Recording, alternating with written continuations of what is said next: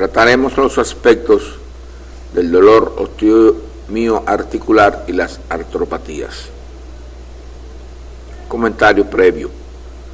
Es real que en el ciclo biológico del ser vivo se pueden caracterizar tres fases: las fases del desarrollo, las fases de meseta en la vida, en sus capacidades funcionales, y la fase de descenso, equivalente a fenómenos propios de la vejez. Esto es un elemento real.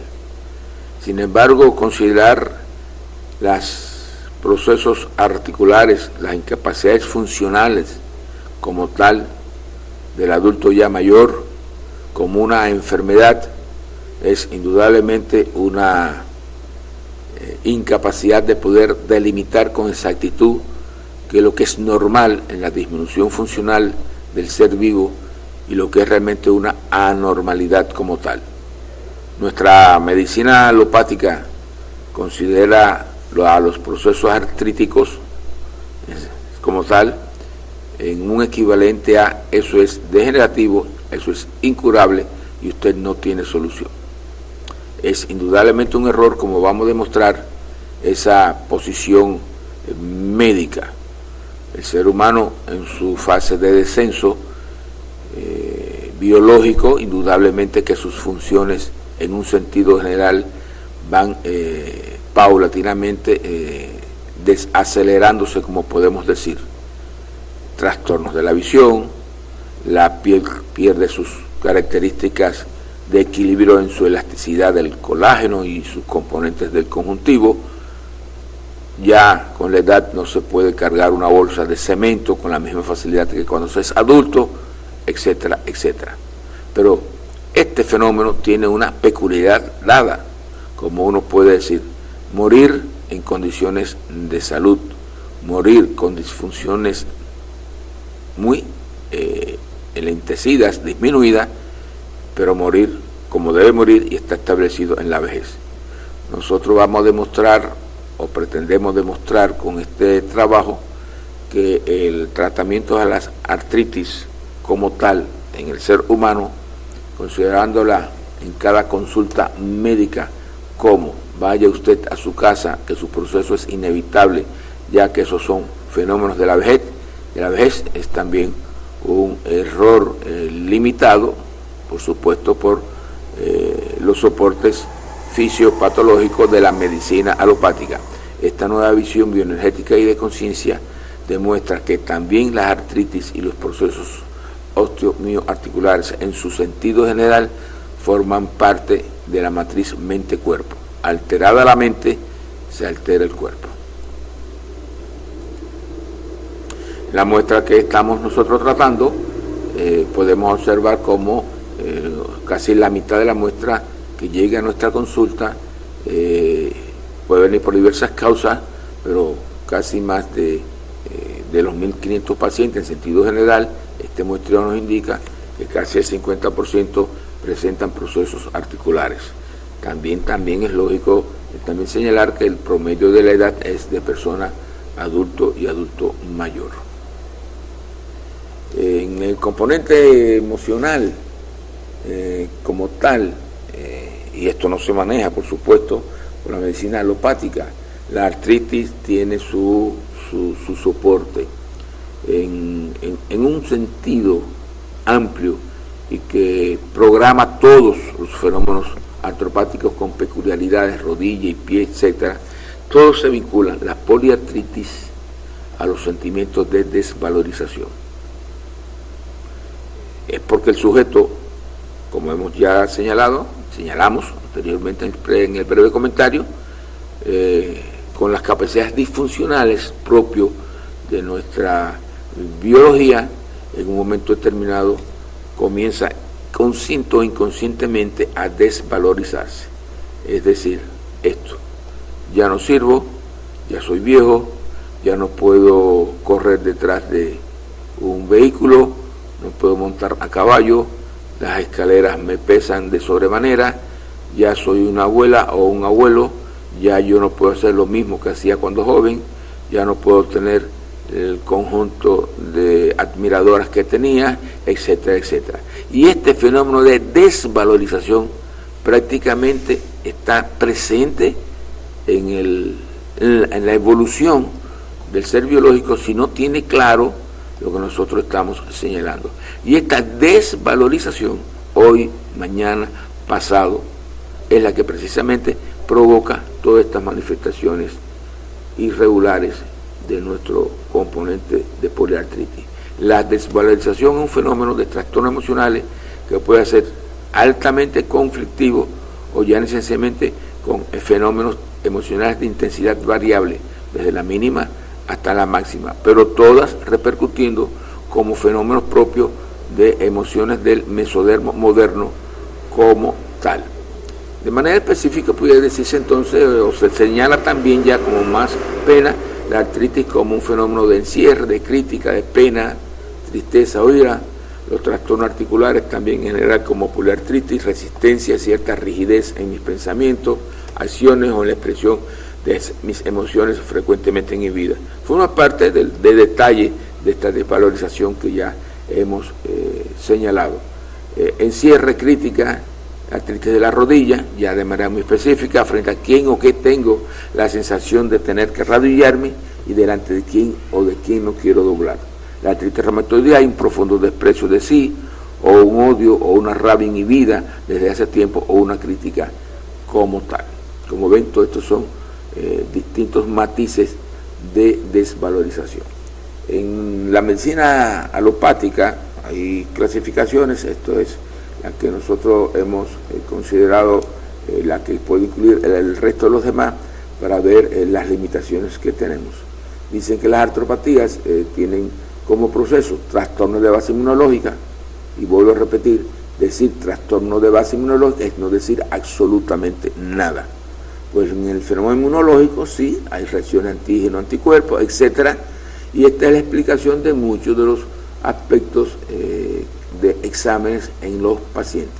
Vuelvo a repetir, el sistema inmunológico existe, pero en su mecanismo es realmente un fenómeno fantasma, y ha servido a la medicina alopática, no de mala fe, como una cueva de explicaciones para justificar un conjunto de anomalías no totalmente esclarecidas. También se considera como una clasificación más que son procesos degenerativos articulares. Como tal, ya dijimos que la palabra también degenerativo puede constituirse una justificación en la explicación de los elementos. De causa endocrina y metabólica, como puede estar vinculada a los trastornos de la gota, en un sentido también general. Es cierto que el sistema endocrino es el que regula todo como tal en los procesos biológicos, y lógico esperar que los procesos metabólicos endocrinos también se modifiquen con el desarrollo de la edad. Se habla también de infecciosas, sí, asociadas a espondilitis, sí, neurógenas, asociadas a enfermedades hemolinfopoyéticas, asociadas a reacciones alérgicas, tumores articulares y otras. Pero señalemos que estos 4 componentes son manifestaciones sintomatológicas o expresiones de otro tipo de las llamadas enfermedades, que el diagnóstico de la artritis no es lo directo, sino es el trastorno de cada una de estas peculiaridades. Por la experiencia que nosotros hemos acumulado, tenemos esta propuesta, y esta es una propuesta no para que la gente lo repita de memoria, sino es una propuesta de cómo nosotros enfocamos el tratamiento, diagnóstico, prevención y tratamiento de las artropatías y artritis en general. Consideramos que existen trastornos de base realmente articular, es decir, son los elementos propios del sistema autoinmune articular vinculados a esas bisagras de nuestro organismo. Se pueden manifestar, por supuesto, las artritis, observar las artritis reumatoideas verdaderas, ya le explicaremos, las artritis reumatoideas falsas. Entre estas dos es un código establecido para diferenciar las artritis reumatoideas verdaderas, perseguidas con los factores de reumatoideo y demás, y las artritis reumatoideas falsas, que son también artritis, pero bueno, sujetas a otros elementos causales de desequilibrio energético. Y la osteoartritis, cualquiera de estas dos, pero ya con verdaderos alteraciones óseas como tal y deformidades en las articulaciones. Tenemos los trastornos, a nuestro juicio también, que lo vemos de base nerviosa periférica, es decir, decimos de base sistema nervioso y sistema nervioso en específico de carácter periférico. Tenemos los tumores intrarraquídeos. Este aspecto es novedoso, a nuestro juicio, al menos nosotros lo fuimos articulando, encontrando y evolucionando, y nuestra experiencia en este sentido es interesante, ya de que prácticamente el 99% de los pacientes con dolores, de una forma u otra, están acompañados de procesos tumorales, bioenergéticos, observables inclusive, sí, también por el somatón, que pueden causar múltiples formas de dolores y múltiples formas de alteraciones, tanto sensoriales como motores, como vamos a explicar posteriormente. Y las radiculopatías, estas son las famosas expresiones, por lo general radiológicas o de imagen, en donde se nos habla de estrechez de vértebras, de osteofitos en la columna, que están comprimiendo nervios. Nosotros vamos a señalar que existen las radiculopatías, pero no tanto vinculado a una verdadera deformación ósea, sino a procesos inflamatorios del mismo nervio, con o sin alteraciones radiológicas o de imagen. Las infecciosas, las bacterianas como tal, y las virales muy vinculadas a lo que veremos como manifestaciones artríticas temporales, unidas a virus como los del dengue hemorrágico, los dengue común, los catarros común, que ocasionan confusiones en un momento determinado, sobre todo en los procesos evolutivos de los pacientes. Y las endocrinas metabólicas, de manera específica, una de ellas.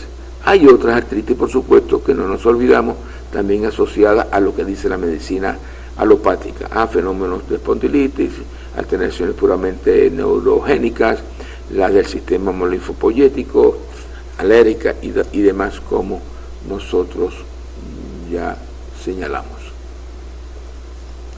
En la artritis reumatoidea verdadera vamos a hacer un pase por los desequilibrios de pares propios de la categoría específica del doctor Boyce. Nosotros tenemos un par muy común, mandíbula mediada por la Neisseria gonorrhoeae.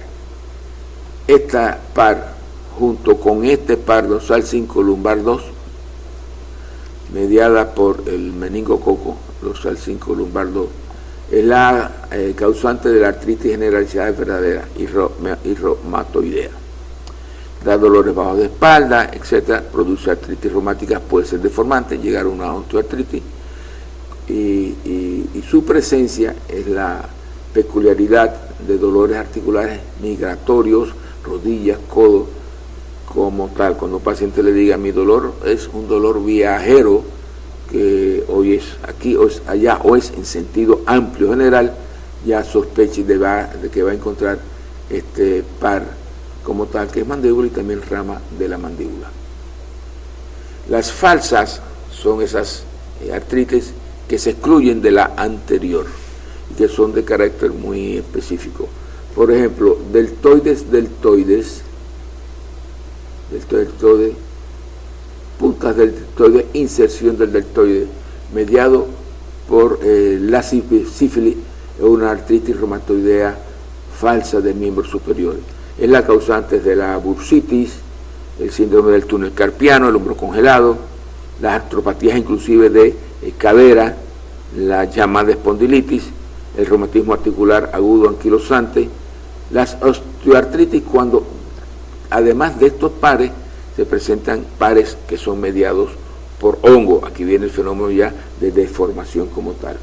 Señalemos que el tratamiento bioenergético de estos pares a veces son trabajosos, pues hay presencia del fenómeno de transferencia energética o contaminación energética, como hemos señalado. Pero además, cuando ya esta alteración bioenergética se expresa en edemas de las manos, trastornos sensoriales, dolores, no resulta de evolución en breve tiempo. Se requiere tratamiento después de rehabilitación muy importante. El otro tipo de artritis falsa es la de miembros inferiores.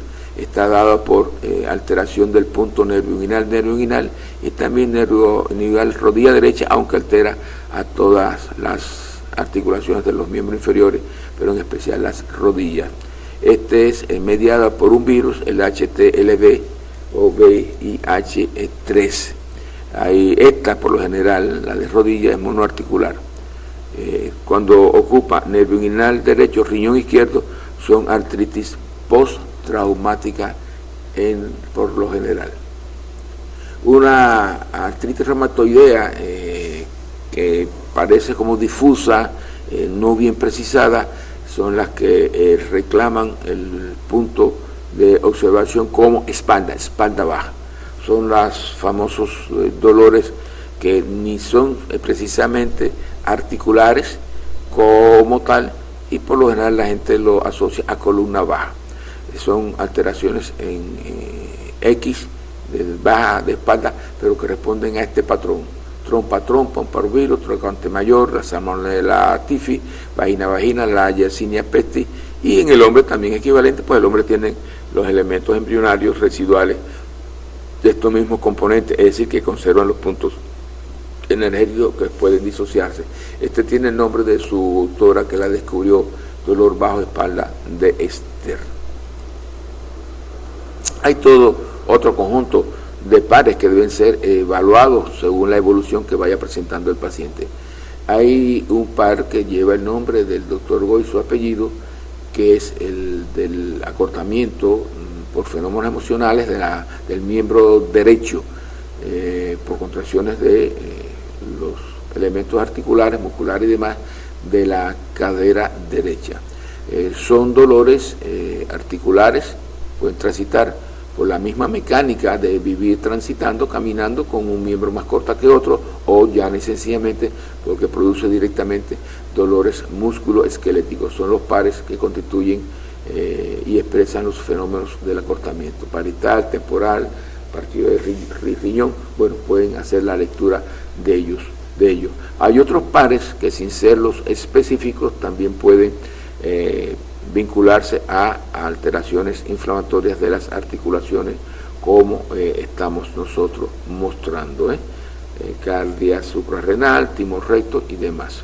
Muchos de estos pares son soportes de enfermedades más específicas, pero que transitan también con dolores articulares. Aquí hay otro conjunto más de elementos a investigar, como por ejemplo bursa derecha, bursa izquierda por las actinomicosis, dolor del hombro, bursitis, dolor en el pecho. Estas son procesos virales por el norovirus, saco de Douglas, saco de arteria, que producen lumbalgia, la lumbociática clásica como tal. Y así, de manera detallada, otros pares. Aquí hay más pares. Este es muy interesante, este cervical 7, dorsal 1, con el nombre de Pasiano. Son los problemas de brazo, son los dolores del tenista, del codo, es decir, las bursitis, y el dolor supinador largo del codo y del cuello también se asocia a esta alteración bioenergética. Lumbar dorsal, la miseria, lumbar 4, es muy importante, es una verdadera artritis generalizada, reumatoidea, deformante, sobre todo cuando se asocia al meningococo. En la distribución de los casos, nosotros estudiado de 78 sujetos, tenemos aquí la distribución de los tipos de artritis que ya hemos acompañado. Artritis reumatoidea verdadera, combinada con artritis reumatoidea falsa de miembros superiores y de miembros inferiores, es lo predominante con un 27%. Es decir, estos son sujetos que expresan dolores de todo tipo en un sentido general. Como artritis verdadera, mandíbula solo, un 19%, ya comienzan después a descender la falsa de miembros inferiores, es decir, rodillas y demás, la verdadera con la falsa de miembros inferiores, la verdadera con la falsa de miembros superiores de bursitis, las falsas de miembros superiores sola, y así como vemos. La artritis falsa generalizada es también otra expresión, y sus diversas distribuciones de frecuencia. Como vemos, esto es un estudio muy detallado que hemos logrado acumular con el tiempo. Ahora bien, vamos a explicar por su importancia los trastornos de base nervioso o periférico. Cuando se asocia o está asociado un virus amarillo y una bacteria, que aquí la representamos en rosado, cerca de la expresión de esta unidad, se ha desarrollado procesos tumorales de tipo nodulares. Si a este par se le agrega otra bacteria, como puede ser este caso, 2 bacterias y un virus, ese nódulo es un acceso como tal. Aquí tenemos entonces lo siguiente, que son los procesos tumorales que, al ubicarse bioenergéticamente a nivel del sistema intrarraquídeo, la manifestación dependerá del nivel de compresión de los nervios periféricos. Si hay compresión sensorial, pues predominarán las alteraciones sensoriales como el dolor. Puede haber alteraciones motoras, miembros que no pueden moverse, o contracciones involuntarias del movimiento de los miembros, o inclusive también alteraciones del sistema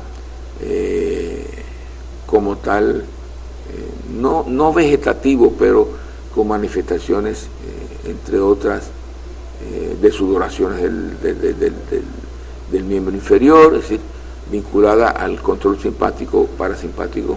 Hay ramas, por supuesto, que acompañan las vegetativas al sistema periférico motor. Cuando el par que se altera es bulbo raquídeo cerebelo, este puede traer como consecuencia que se presente un proceso nodular a nivel de las vértebras cervicales, frecuente cervical 3, cervical 4. Por supuesto, ya esta compresión produce dolores y manifestaciones diversos. Pero, ojo, este mismo par puede ser motivo de un proceso nodular intracraneal, y cuando se ubica, como hemos tenido caso, en la zona motora del habla, es el caso de los tartamudos, incluso de hecho, por lo general, de nacimiento o de aparición muy precoz, la tartamudez. Hemos tenido también casos de este tipo que incluye hasta hemiplegia de todo el cuerpo, y los estudios son no concluyentes cuando se someten a los procesos de investigaciones cerebrovasculares. Puede ser también que este proceso tumoral, acceso por lo general, lo que se acompaña de otro par, en este caso puede ser craneal, se suma a esta bacteria, otra bacteria, puede dar un acceso subcraneal, que es el causante de los vértigos y mareos de los pacientes, o subaranoideo, que es el causante de la migraña, con una evolución realmente dramática. Decimos dramática porque desaparece casi de inmediato cuando usted equilibra este par bulbo-raquídeo cerebelo, cerebelo-bulbo-raquídeo, o bulbo-raquídeo riñón izquierdo. Ojo, este par que existe es el producto de numerosas confusiones en el tratamiento. Una migraña que se considera que es incurable, vértigos y mareos que se consideran por estrechamiento del polígono de Willis, etc. Y es simplemente un desequilibrio, si quiere, llamémoslo energético, en forma de tipo interpretado como procesos tumorales a nivel cervical. Existen también los desequilibrios de dorsal 2 y dorsal 3, dorsal 7. Estos nódulos o procesos que frecuentemente también se observan son los causantes, por su compresión, de manifestaciones precordiales, dolores en tetilla, en el medio del pecho esternón, que por estar ubicado en una zona tan delicada crea en el paciente un verdadero trastorno emocional, una gran preocupación por lo que está transitando. Son sujetos que se le hace electrocardiograma, se hacen todas las investigaciones, sobre todo del miocardio, y no da absolutamente nada. Sin embargo, los dolores persisten y la molestia persiste. Buscar la alteración de estos pares. Dorsal 8 un poco más bajo, lo mismo que el anterior, lo que las manifestaciones se van a manifestar en más baja, tora baja, casi limitado al abdomen. Son dolores de tipo transversales, por ejemplo, dolores acompañados a ciertos movimientos, no precisamente articulares, pero que también dan lugar a los llamados dolores asociados con frecuencia a los procesos mioarticulares. Estos son procesos ya mucho más frecuentes de la sacrolumbalgia, de los trastornos de dolores de rodilla, dolores de cadera. Son los pares sacro-sacro, sacro-sacro y coxi-coxi. Esta unión de estos dos pares, si están acompañadas de lumbar 4 y lumbar 5, ya son accesos. Es la causante del 99.9% de los dolores articulares que se asocian a la sacrolumbalgia, y como veremos posteriormente que hay otras alteraciones que son la radiculopatía, dan un cuadro complejo inclusive de confusión. Estos pares solamente tienen una dificultad para ser tratados, que son pares muy susceptibles de ser transmitidos energéticamente por contaminación, entre comillas, de otras personas o de animales, en especial perros. Paciente que viene con esta alteración y tiene perro en su casa o perros con los cuales puede vincularse, pues hasta el perro de un vecino que se acueste en el portal de su casa, nos va a dar indudablemente, por nuestra experiencia, mucho trabajo para en definitiva lograr el equilibrio que se logra, pero obliga no a 1 o 2 consultas, sino a veces a 5 o 6 o un poquito más como tal en el seguimiento del paciente. Ya hemos mostrado cada uno de estos componentes. ¿Ok? Bien. Es lógico entonces que el médico, cuando analiza la manifestación del dolor, recuerde lo que son las distribuciones de los dermatomas para poder entender con cierta lógica que el dolor en un tobillo está aquí, que el dolor de aquí está aquí, que el dolor del tórax está en la alteración del proceso tumoral bioenergético en los lugares que hemos señalado. Esto es sumamente vital para evitar no poner precisamente hielo en esta rodilla, sino buscar la alteración aquí. No perder el tiempo en fisioterapia de estos aspectos que pudieran necesitarlo, si quitando esto aquí hay que rehabilitar al paciente por el tiempo, los años, los meses que ha estado cojeando y demás como tal. Aquí hay una distribución de cómo fueron esos tumores de nuestra muestra. Como dijimos, los fundamentales son los accesos en la zona lumbar y los nódulos en esta zona. Ya después hay todo un conjunto de combinaciones, acceso cervical y lumbar, nódulo lumbosacro, nódulo dorsal y acceso lumbosacro, como tal. Fíjense que la presencia del sistema de columna lumbar es frecuente, está presente en casi todos los sujetos con dolores producto de estos tumores bioenergéticos. Debemos señalarle que estos tumores son observables, en especial por el somatón, si se buscan como tal. Aquí tenemos los de base nerviosa periférica, que son las famosas radiculopatías. Son alteraciones de negativo y positivo en cada uno de los niveles articulares de las vértebras. Vamos a señalar que como proceso excitatorio hay secreciones, hay líquido, las serosas se alteran, y estas alteraciones inflamatorias son las que en un momento dado dan alteraciones de las imágenes de columna. Nosotros manejamos un criterio. Es muy difícil que una persona mayor no tenga alteraciones radiológicas de esta columna, las llamadas o vértebra estrecha, los osteofitos, y entonces se asocia esa alteración orgánica a los diversos dolores que presentan los pacientes. Eso es en general, una interpretación errónea. Los dolores son producto de verdaderos procesos irritativos bioenergéticos en la columna, como tal, y no precisamente lo asociado a las deformaciones de columna.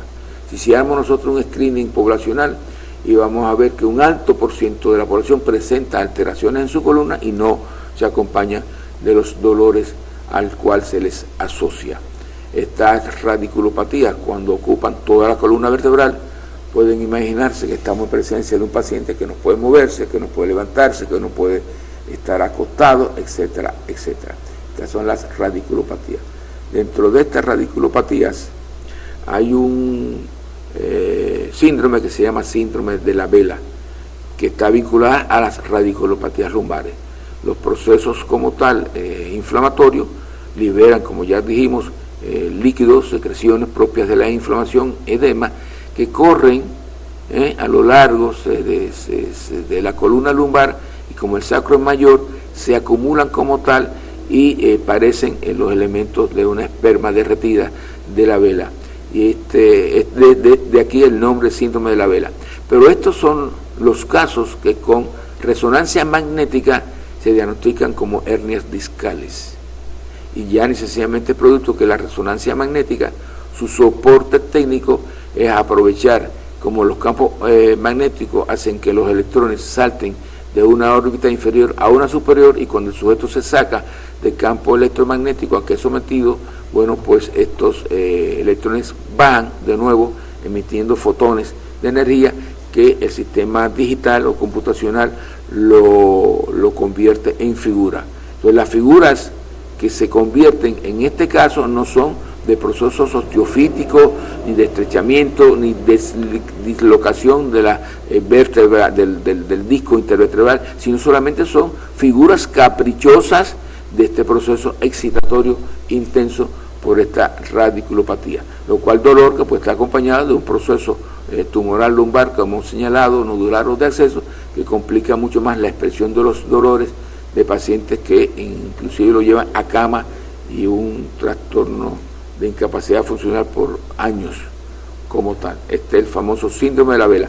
De todos los casos que hemos tenido con diagnóstico de hernia discal, solamente en 1500 casos hemos tenido una verdadera hernia discal. Es muy difícil, y eso debe entenderse, que la naturaleza haya hecho al hombre muy frágil en su columna vertebral, cuando es lo que le permitió en la evolución de caminar en 4 extremidades, como los cuadrúpedos, a ser bípedo como tal. Esto es fácil. Cuando usted se va a comer 2 vértebras de cualquier agradable lechón asado, van a ver los tendones y los ligamentos que unen una vértebra a la otra, y los músculos paravertebrales y todo el sistema de resistencia, para que fácilmente, pues ya ni sencillamente, bueno, dar un resbalón o sin antecedente como tal, se hable de una hernia discal. Una operación es trágica en un sentido general.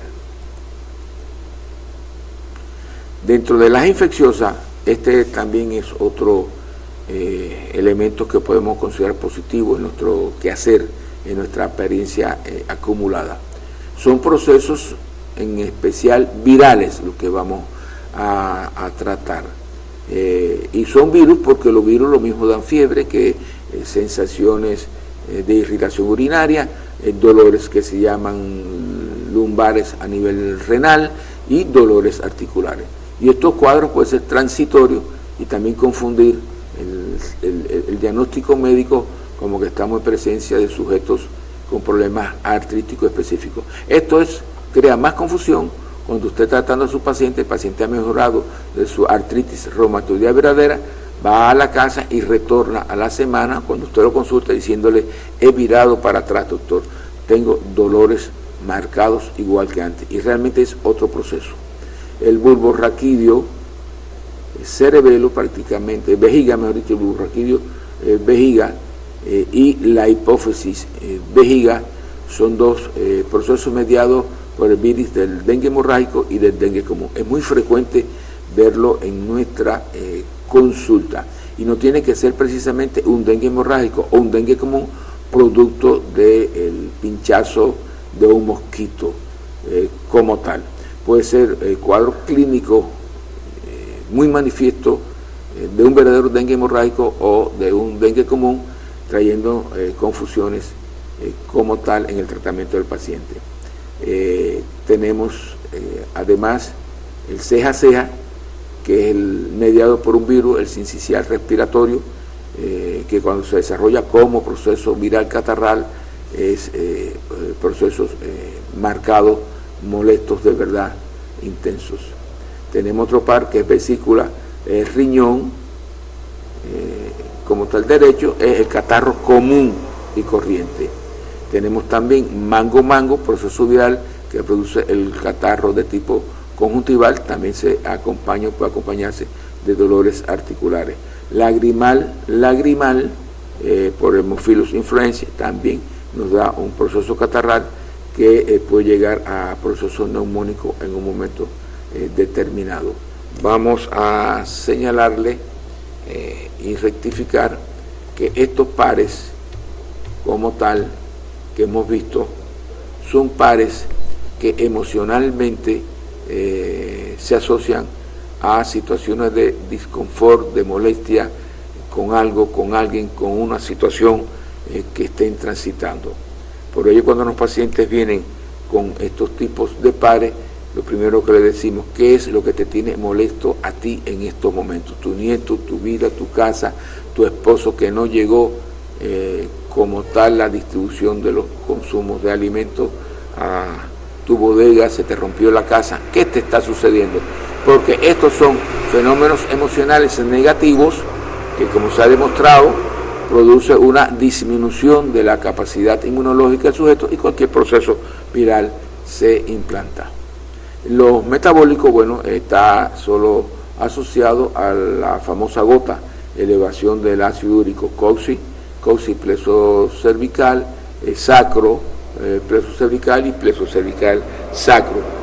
La gota como tal la hemos visto en pacientes, no es muy frecuente, pero resolviendo estos pares, la gota evoluciona muy favorablemente. Estos son todo otro conjunto de pares que cuando el paciente no evoluciona muy satisfactoriamente, es decir, con lentitud, o que después le quedan algunas pequeñas puntos de dolores de espalda, siempre se asocia a la columna, pues deben ser estudiados. Aquí están otros más, incluyendo los dolores musculares bajo la espalda de los virus mediados por la poliomielitis, que entre ellos puede estar de manera muy específica las ciatalgias. Las ciatalgias clásicas, que no son difíciles de diagnosticar, están vinculadas a procesos virales. Y desde el punto de vista emocional, la ciatalgia está vinculado a preocupaciones financieras, en un sentido real o imaginario. En este cuadro resumen, estamos tratando o pretendemos dar una visión general del nivel de alteraciones bioenergéticas que pueden presentar los pacientes. Cada uno de estos es un paciente.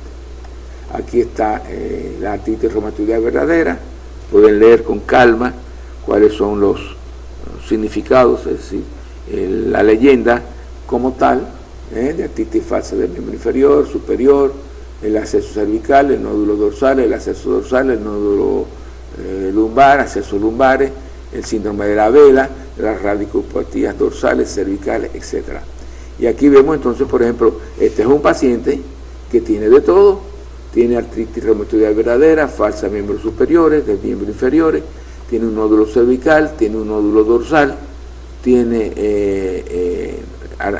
acceso lumbosacro, tiene el síndrome de la vela, es decir, este es un paciente que está incapacitado totalmente funcionalmente en su locomoción. Pues vemos que predomina mucho la artritis reumatoidea verdadera y las falsas de miembros superiores e inferiores. No es ya tan frecuente de que solamente exista una de miembro inferior con algunos otros componentes. Aquí vemos ya pacientes, por ejemplo, este paciente su dolor es por una simple radiculopatía lumbar. Este paciente como tal es un nódulo dorsal y un nódulo lumbar y radiculopatías. Es decir, que vemos cómo en un espectro más amplio el dolor con que se presentan los pacientes son sencillamente fáciles de diagnosticar mediante los padres bioenergéticos, pero también desde el punto de vista clínico es importante profundizar lograr una explicación de las peculiaridades de los dolores, porque nos va a dar una idea de a dónde buscar el proceso de desequilibrio bioenergético. Esto es una paciente, tenemos un video, veremos si lo podemos acompañar a este otro video que presentaba de todo, menos gastritis y alteraciones cutáneas, que es otro elemento acompañante, pero no tenía 3 procesos tumorales intrarraquídeos, un acceso entre L3 y L4, otro entre L4 y L5, otro entre L5 y S1. Tenía radiculopatía cervical, dorsal y lumbar, síndrome de la vela y el síndrome de dolor bajo espalda de Ester, la artritis reumatoidea verdadera y falsa.